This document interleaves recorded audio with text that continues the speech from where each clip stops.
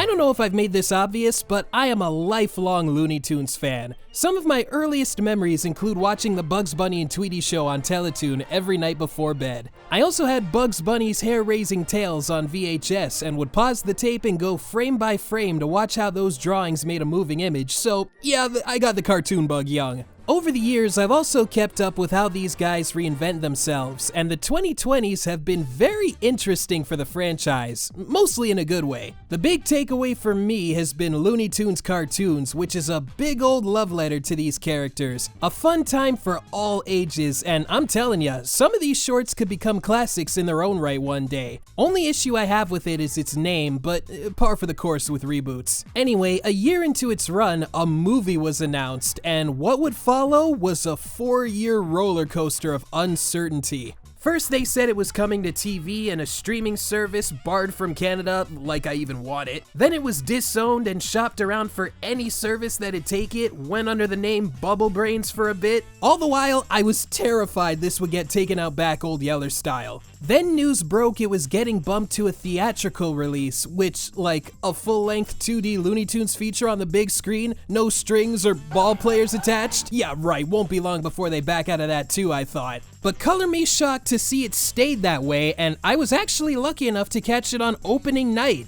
And you know how I roll. If I feel good about something and no one's saying a word, I gotta step up to the plate and tell you what's up. So here we go with some of my assorted thoughts on The Day the Earth Blew Up, a Looney Tunes movie. And no major spoilers here either. You're good.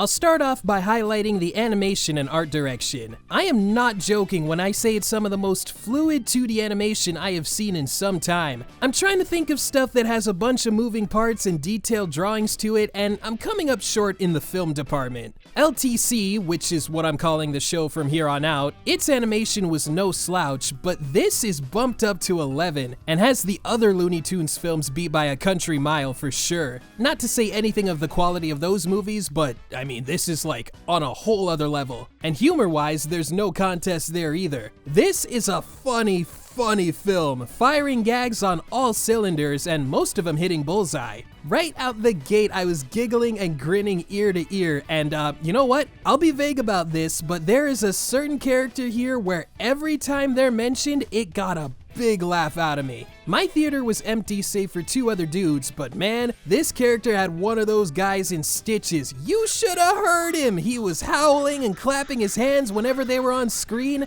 It was pretty infectious too, I did not mind one bit. This character should be brought back in future Looney Tunes reboots, I swear. The whole vibe of this film was heavily inspired by the style of Looney Tunes director Bob Clampett, whose stuff was absolutely bonkers to put it simply. My favorite Clampett short is Kitty Cornered, which, yeah, LTC paid homage to with a full-on sequel, and I never thought I'd see the day. So cool, man. But if you're a fan of that style, and not a complete stickler, you're gonna be in heaven here. Clampett's daughter Ruth even has a cameo here, so it's got that seal of approval. But hey, even if it didn't, it still passes the test with flying colors, and it's got DNA of more modern stuff too. SpongeBob has a lot of that Clampett style, with some of the film's staff having also worked on that, and half the time I felt like I was watching a good SpongeBob episode. Or, pointing out the obvious, Ren and Stimpy, since that show took more than a few pages from Clampett's book. Daffy and Porky are just Ren and Stimpy if the relationship wasn't insanely uncomfortable. It's also wild how some characters ended up radically different to how they were in LTC, which again was done by the same core group.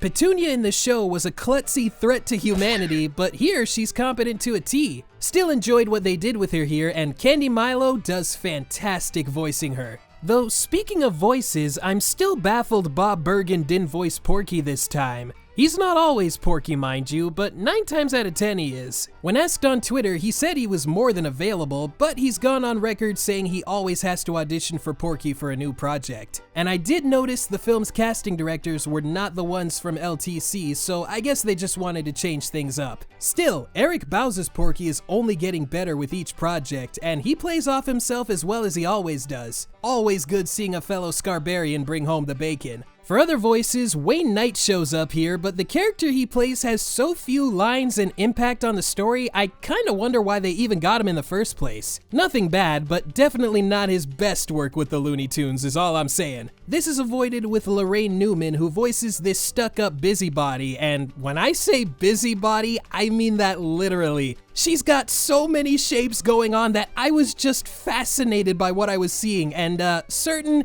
exaggerations that made me go, yeah, that's the stuff that only a movie could get away with. She's even got this hilarious Mr. Krabs scuttle when she's walking. Just a fun character all around. And Peter McNichol as the alien? Whoo, man, this guy is great. I remember him best as Kid Friendly on Angry Beavers, so I'm happy to see him still killing it. This is also a Looney Tunes movie with genuine heart and drama, which you don't normally see with these guys. Even as a kid, when I saw something billed as Bugs Bunny and Friends, I knew it was a lie, cause half of these guys want Bugs dead on a good day. Genuine sincerity is kinda rare, but I welcome it. This might be Daffy at his most sympathetic ever. The movie's themes also oddly hit home for me.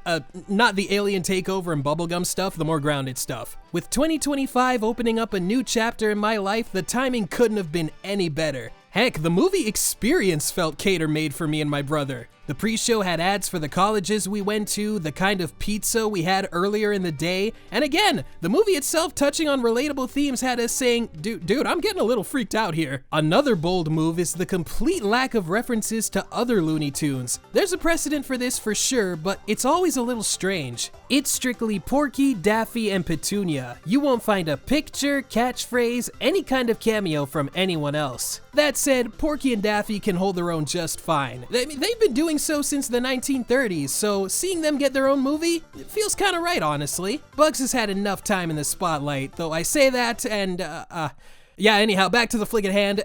While they don't have any big-time celebrities in here, they do use some licensed songs, but they are used great. And some added to the jokes in a big way. Again, no spoilers, but if you've seen it, you know what I'm talking about. And the original soundtrack is no slouch either. I mean, 80 minutes of fully orchestrated music? That's what I call a powerhouse feat. Really, on all fronts, this thing delivers. Honestly, I don't see this doing gangbusters, but I want it to break even at least. Not even for billion-dollar corporations' sake, but more for us as fans. I swear, people have clamored for a movie like this since before color TV was standard, and yet it didn't happen until TV died as a medium. Again, no thanks to WB, but some indie studio named after the best condiment on the planet. No, I will not budge on that. So yeah, I had to talk about this movie because this stuff is important to me. Like, real important. Like, Ranger Tape's important. You don't joke about that. If anything I've said about this movie piqued your interest, that should be enough for you to give it a shot.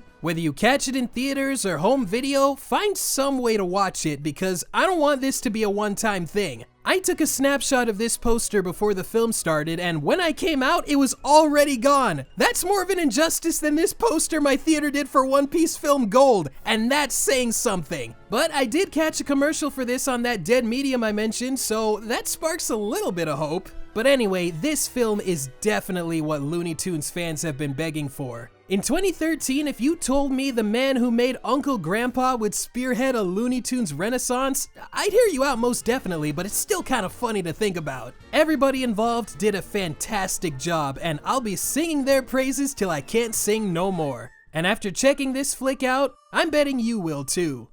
Thanks for watching, everybody. I really hope you enjoyed this quick little video of mine. If you did, feel free to give this a like, share with a friend, subscribe, check out my social media pages, my Patreon page, all that stuff I always ramble on about. And if you saw the day the Earth blew up and have some thoughts on it you want to share, feel free to do so in the comments below. I'd love to read them. And while you're here, check out the videos I got on screen. I enjoyed making them. Hopefully you'll enjoy watching them.